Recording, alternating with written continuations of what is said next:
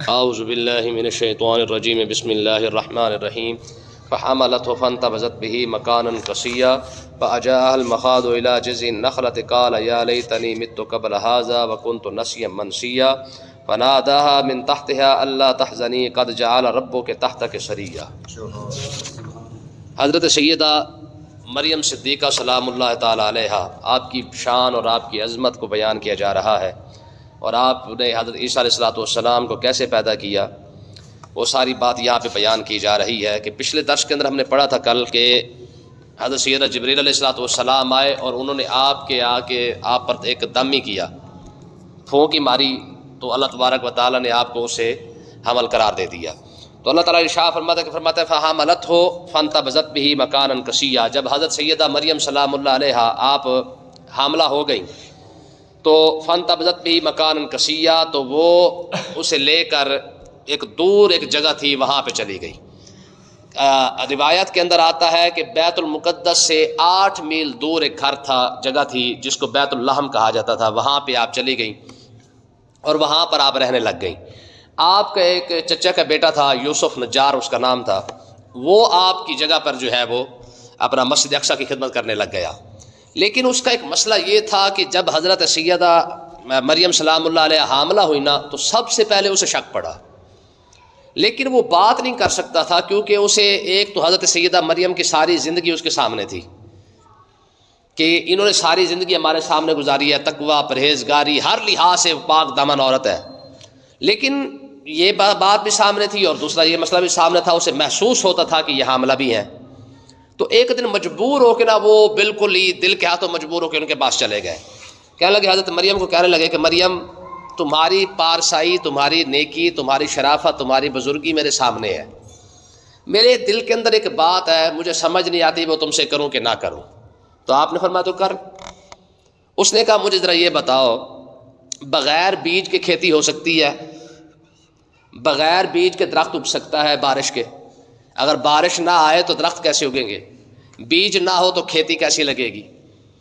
اور اگر مرد ہی ساتھ نہ ہو عورت کے تو بچہ کیسے پیدا ہو سکتا ہے؟ اس نے کہا یہ بات مجھے پریشان کر رہی ہے۔ تو حضرت مریم سلام اللہ علیہ سمجھ گئی اس کے اشارے کو، ٹھیک ہے، تو آپ فرمانے لگی یہ تینوں باتیں ممکن ہیں، بیج کے بغیر کھیتی ممکن ہے۔ کہنے لگی کیسے؟ کہنے مجھے آپ یہ بتائیں کہ جب اللہ تعالیٰ نے سب سے پہلی جو کھیتی بنائی تھی وہ بغیر بیج کے بنائی تھی کہ نہیں؟ رب تو بیج کے محتاج نہیں نا، اللہ معاف کرے کہ بیج ہوگا تو کھیتی ہوگی۔ اللہ تعالیٰ نے جو پہلی کھیتی جو دنیا کے اندر لگائی ہے وہ بغیر بیج کے لگائی ہے۔ یا تو یہ کہے کہ رب یہ بھی نہیں کر سکتا۔ اس نے کہا نا استغفر اللہ، میں یہ تو نہیں کہتا۔ اس نے کہا جب اللہ تعالیٰ نے پہلی بار جو درخت اگائے تھے وہ بغیر بارش کے اگائے تھے کہ نہیں؟ کہا یہ بھی بالکل ٹھیک ہے۔ کہا مجھے یہ بتا، سب سے پہلا انسان جو پیدا ہوا ہے وہ بغیر ماں اور باپ کے پیدا ہوا ہے کہ نہیں؟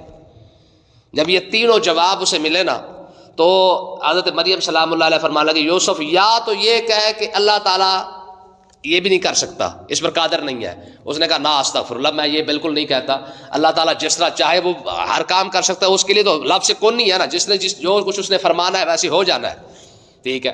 تو اس نے کہا پھر یہی بات ہے، بغیر ماں باپ کے انسان پیدا ہو سکتا ہے تو بغیر باپ کے بھی ہو سکتا ہے، اور بغیر بارش کے درخت بھی پیدا ہو سکتے ہیں، بغیر بیج کے کھیتی ہو سکتی ہے، کیونکہ یہ اللہ تعالیٰ کی بارگاہ اقدس میں کوئی چیز ناممکن نہیں ہے۔ تو جب اس نے جواب دیا تو وہ خیر مطمئن ہو گیا۔ تو انہوں نے کہا جی ٹھیک ہے، آپ ہماری طرف سے جو ہے وہ اب پریشان نہ ہو، جتنا اللہ تعالیٰ نے چاہا تو میں آپ کی نیابت جو بیت المقدس کے اندر جو ہے وہ آپ کی جگہ پہ آپ کی خدمت کیا کروں گا۔ تو پھر یہ جب حمل کے آثار اور زیادہ نظر آنے لگے تو آپ کو شرم و حیا آنے لگی کہ اب میں کیا کروں اور لوگوں کو بتاؤں کیسے کہ یہ ماجرا کیسے ہوا ہے، کیونکہ ظاہر ہے لوگ تو یقین نہیں کرتے۔ 60 سال بندے نے عبادت کی ہو نا، تو تھوڑی سی بات نظر آ رہی تو 60 سال کی ہوئی عبادت پہ وہ لوگ جو ہے پانی پھیر دیتے ہیں، ٹھیک ہے۔ تو لوگوں کا یہ انداز ہوتا ہے۔ تو سب سے بڑی بات آپ پھر کیا کیا، یہ اسی حمل کے دوران، یاد رکھیں حمل تو ہو گیا تھا لیکن مدت جو تھی نا 9 مہینے وہ پوری ہی ہوئی ہے جس طرح عورت کی ہوتی ہے۔ تو اسی دوران آپ اپنی خالہ کے پاس حضرت زکریا علیہ السلام کی گھر والی کے پاس چلی گئیں، کیونکہ یہ آپ کی بھانجی تھی، حضرت زکریا کی بھانجی ہیں یہ، اور اپنی خالہ کے پاس یہ گئیں۔ تو جیسے ہم پیچھے پڑھ رہے ہیں کہ زکریا علیہ السلام نے دعا مانگی تھی اور یحییٰ علیہ السلام اس دعا کے نتیجے میں پیدا ہوئے ہیں، تو ان کو بھی حمل اسی وقت ہوا اور عیسیٰ علیہ السلام بھی پیٹ میں تھے اور یحییٰ علیہ السلام بھی پیٹ میں ہی تھے. تو ان کو جا کے انہوں نے بتایا, انہوں نے کہا خالہ میرے ساتھ یہ ماجرا بنا ہے, مجھے سمجھ نہیں آتی میں کیا کروں. حضرت مریم نے کہا, تو آپ کی خالہ زکریا علیہ السلام کی گھر والی نے کہا, اس نے کہا مریم پریشان نہ ہو, کیونکہ ہم انبیاء کے گھر والوں میں سے ہیں, ہمارے ساتھ یہ عجیب و غریب باتیں ہوتی رہتی ہیں. ہاں پریشانی کی ضرورت نہیں ہے. جس رب نے ہمیں اگر اس آزمائش میں مبتلا کیا ہے, تو کنواری ہے, تو حاملہ ہو گئی ہے, میں 80-85 سال کی عمر میں ہوں, میں بھی حاملہ ہو چکی ہوں, میرے پیٹ میں بھی بیٹا ہے, تیرے پیٹ میں بھی ہے, تو یہ پریشان کی بات نہیں. جس رب نے ہمیں اس آزمائش میں مبتلا کیا ہے, اللہ تعالیٰ خود ہی اس سے ہمیں جو ہے وہ اس کی رخصت بھی ہمیں آپ ہی عطا فرمائے گا, اس کا حال بھی آپ ہی نکالے گا. اب ہوا کیا, اس نے کہا میں تمہیں ایک بات بتاتی ہوں. حضرت زکریا علیہ السلام کی بیوی نے کہا اپنی بھانجی کو, مریم کو, کہنے لگی بات یہ ہے کہ تو نے اس بات کو نوٹ نہیں کیا, جب بھی تو میرے سامنے آتی ہے نا, مجھے ایسے لگتا ہے کہ میرے پیٹ کا بچہ جو یحییٰ علیہ السلام ہے, یہ تیرے بیٹے کو سجدہ کرتا ہے. اس وقت سجدہ تعظیمی جائز تھا, ٹھیک ہے. اس نے کہا میرا بیٹا پیٹ کے اندر ہے, تمہارا بیٹا بھی پیٹ کے اندر ہے, لیکن میرا بیٹا جب بھی تو ہم آمنے سامنے آتی نا, تو مجھے ایسے لگتا ہے کہ جیسے یحییٰ عیسیٰ کو جو ہے وہ سجدہ کر رہا ہے, ٹھیک ہے. تو اس کا مطلب یہ ہے کہ پریشانی کی ضرورت نہیں ہے. اللہ تعالیٰ خود رب نے ہمیں اگر اس تک یہاں تک پہنچایا ہے, تو اس کا حال بھی آگے آپ ہی نکالے گا.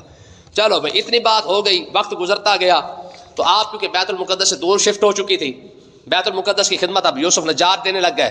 تو ہوا کیا, اب ذرا دیکھیں وہ وقت ہے 9 مہینے جب پورے ہو گئے, تو پھر کیا ہوا, فَأَجَاءَهَا الْمَخَاضُ إِلَىٰ جَذْعِ النَّخْلَةِ, ٹھیک ہے. اب دیکھیں نا یہ قرآنی واقعات ہے, بندہ جب اسے پڑھتا ہے سنتا تو سمجھ آتی یار ہمارے قرآن میں لکھا کم سے کم کیا ہے, ٹھیک ہے. اب دیکھیں ہوا کیا, فَأَجَاءَهَا الْمَخَاضُ إِلَىٰ جَذْعِ النَّخْلَةِ, جیسے وہ درد زے شروع ہوا, یعنی پیدائش کی ولادت کے ٹائم جو عورتوں کو درد ہوتا ہے, جب اس درد کی شدت بڑھی نا, یعنی حضرت مریم کو پتہ چل گیا کہ اب ولادت کا بالکل ٹائم آ چکا ہے, تو آپ بیت اللحم سے بھی یعنی اس کمرے سے بھی نکلی, اور دور ایک جگہ پہ جو ہے وہ کیا إِلَىٰ جَذْعِ النَّخْلَةِ, ایک کھجور کا نا تنا کھڑا ہوا تھا, اوپر سے بھی کٹا ہوا تھا, بالکل خشک تھا, اس تنے کے پاس جا کے بیٹھ گئی. جب بیٹھی نا وہاں پہ جا کے, تو ظاہر ہے درد کی شدت ہی بہت زیادہ, تو آپ کے منہ سے کیا نکلا, قالت, آپ فرمانے لگیں یا لیتنی مت قبل ھذا, کاش اس وقت سے پہلے میں مر ہی جاتی. کیوں کہ اب لوگوں کو میں کیا جواب دوں گی, کس طرح کروں گی. اب سوال یہاں پہ یہ پیدا ہوتا ہے کہ جب جبریل علیہ السلام نے کہا تھا کہ آپ پریشان نہ ہو, یہ اللہ تعالیٰ کی طرف سے ہو رہا ہے, وکان امرا مقدیہ, اس کام نے ہونا ہے, اس کے اندر تبدیلی نہیں آنی ہے, اللہ تعالیٰ خود سبب بنائے گا اور خود ہی آپ اس کا حل فرمائے گا. تو پھر آپ نے کیوں کہا کہ یار اس وقت سے پہلے میں مر جاتی, حالانکہ تسلی تو آپ کو دے دی گئی تھی. تو اس کا جواب علماء یہ دیتے ہیں کہ اس وقت شدت اتنی درد کی اتنی زیادہ تھی کہ سمجھ نہیں آ رہی تھی کہ کیا کرے. اب ظاہر ایک اکیلی عورت ہو اور اس حالت کے اندر ہو تو پھر کیا بنے گا, ٹھیک ہے. آخر عورت ہے, جان سے جان نے پیدا ہونا ہے, تو اس وقت جو درد کی شدت تھی تب آپ کے الفاظ نکل گئے, اور آپ کیا فرمانے لگے, وہ کون تو نسیٰ منسیٰ, کاش میں اس سے پہلے مر جاتی اور لوگ بھول ہی جاتے کہ دنیا کے اندر مریم نام کی کوئی عورت تھی. کہ اب میں کسی کو کیا جواب دوں گی. تو حدیث پاک اپنا قرآن پاک کے آگے الفاظ دیکھیں, فرمایا جب حضرت سیدہ مریم نے یہ کہا نا یار کاش کہ میں اس وقت سے پہلے مری جاتی, تو فناداہا من تحتہا, ابھی اسی کھجور کے نیچے بیٹھی ہوئی تھی, تو زمین کے اندر سے ہی اس کھجور کے تنے سے آواز آئی, کیا, اللہ تحزنی, فرمایا مریم تو کیوں پریشان ہوتی ہے, تجھے پریشان ہونے کی ضرورت نہیں ہے. حضرت جبریل علیہ السلام وہاں پہ کھڑے ہوئے تھے, اور انہوں نے وہیں سے آواز دی کھجور کے تنے کے قریب سے ہی, نیچے سے ہی, تو کیا کہا, اللہ تحزنی, فرمایا مریم تو پریشان نہ ہو, ٹھیک ہے, یہ تیرا معاملہ نہیں ہے, یہ تیرے رب کا معاملہ ہے. ہوگا کیا, قد جعل ربک تحتک سریا, فرمایا تو پریشان نہ ہو, تیرے رب نے تیرے قدموں کے نیچے سے نہر بہا دی ہے. وہیں پہ اب روایت کے اندر آتا ہے کہ حضرت جیسی آپ کی درد شدت ہوئی نا, تو حضرت جبریل علیہ السلام نے وہیں پہ پر مارا یا اپنا پاؤں مبارک لگایا, جیسے بھی کیا وہیں سے نہر جاری ہو گئی, ٹھیک ہے. اب پانی کی نہر وہیں سے جاری ہوئی. جب پانی کی نہر سے ایک روایت کے اندر آتا ہے کہ جبریل علیہ السلام نے پر مارا, دوسری روایت کے اندر آتا ہے کہ حضرت سیدنا عیسیٰ علیہ السلام کے جو ہے وہ پاؤں مبارک لگے. ان دونوں بزرگوں کے بارے میں آتا ہے, یا تو جبریل علیہ السلام نے اپنے پاؤں مبارک لگائے, یا حضرت عیسیٰ علیہ السلام کے پاؤں مبارک لگے. یعنی یہ کیسا خاندان ہے کہ پیچھے دیکھے نا, پیچھے مڑ کے وہ دادا ہے حضرت اسماعیل علیہ السلام, پاؤں مبارک لگانے کی دیر جناب اب زمزم جاری ہو گیا, تو نسل تو وہی چلتی آ رہی ہے نا. پھر تو آج عیسیٰ علیہ السلام کے پاؤں مبارک لگے تو جناب یہاں سے بھی پانی کی نہر جاری ہوگی تحت کہ شریعہ.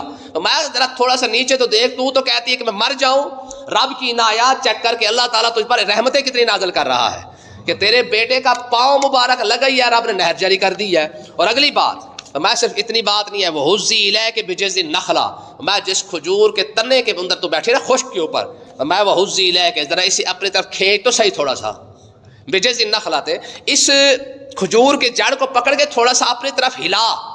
اب مجھے آپ بتائیں, مرد نہیں ہلا سکتا تو عورت کتنا ہلا لے گی؟ مطلب کیا تھا؟ یہ حضرت سیدہ مریم پر اللہ کی رحمتیں دیکھیں اور آپ کی کرامات ہے. لیکن اب دیکھیں نا, جو لوگ بزرگوں کی کرامتوں پر 100 بکواسیں کرتے رہتے ہیں, اعتراضات کرتے ہیں, آج کرامتیں کہاں ہیں, یہ کیا ہے, وہ کیا ہے. اب قرآن پاک سے کرامات کا ثبوت تو قرآن سے مل رہا ہے, ٹھیک ہے, اور وہ بھی ایک عورت کی کرامات ہے. ذرا اس سے عورتوں کے لیے کتنی بڑی بات ہے یار, کہ اگر عورت رب کے قریب ہو جائے تو اللہ تعالیٰ کتنی شان تو عورتوں کو عطا فرما دیتا ہے, ٹھیک ہے. اس عورت کو کہا جا رہا ہے سیدہ مریم کو, وہ حزی الیک بجذع النخلہ, فرمایا اس درخت کو, اس تنے کو کھینچ تو صحیح اپنی طرف, ہلا تو صحیح. ہوگا کیا؟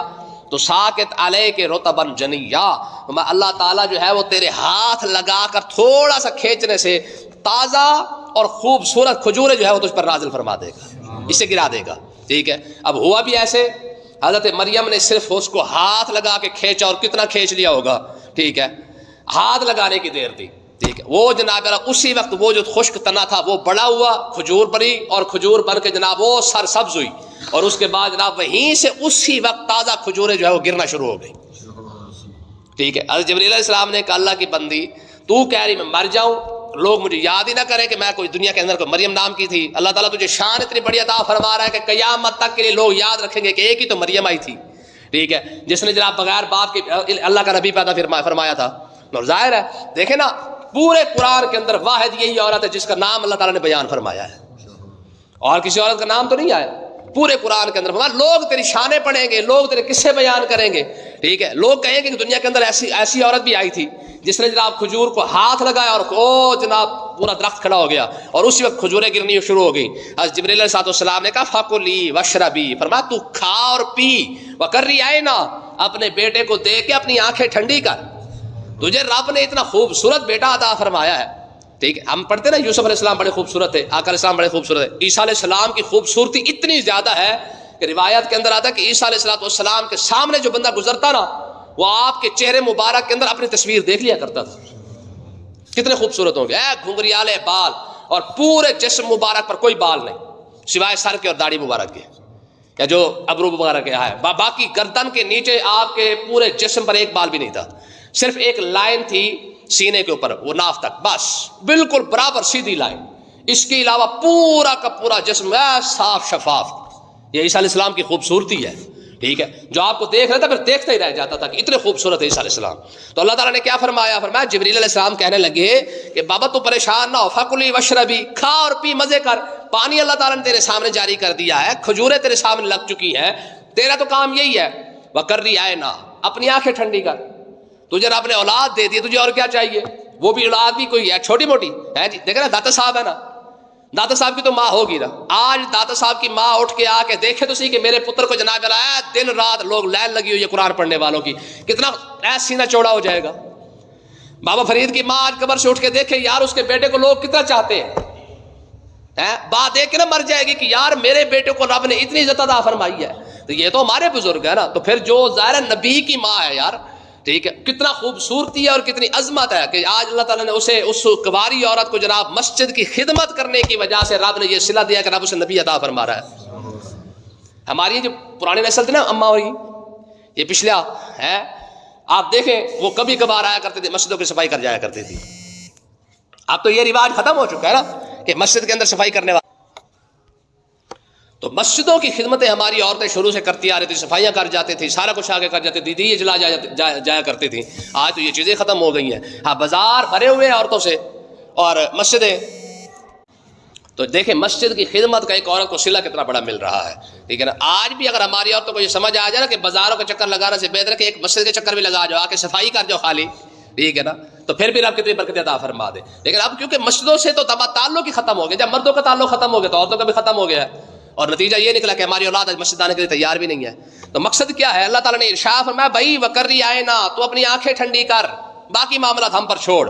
ہاں فَإِمَّا تَرَيِنَّ مِنَ الْبَشَرِ أَحَدًا، اگر تو کسی بندے کو دیکھ لے، تیرے پاس کوئی بندہ آ جاتا ہے، ٹھیک ہے، کوئی بات کر دیتا ہے تجھے، تو فقولی، تیرا کام صرف اتنا ہے، تو نے اتنا یہ کہہ دینا. اگر کوئی تجھ سے پوچھے کہ مریم یہ کیا ہے، یہ تو نے کیا کر دیا، یہ بچہ کہاں سے آ گیا، تو نے کیا کہنا ہے، انی نذرت للرحمن صوما، آج میں نے اپنے رب کے لیے چپ کا روزہ رکھا ہوا ہے.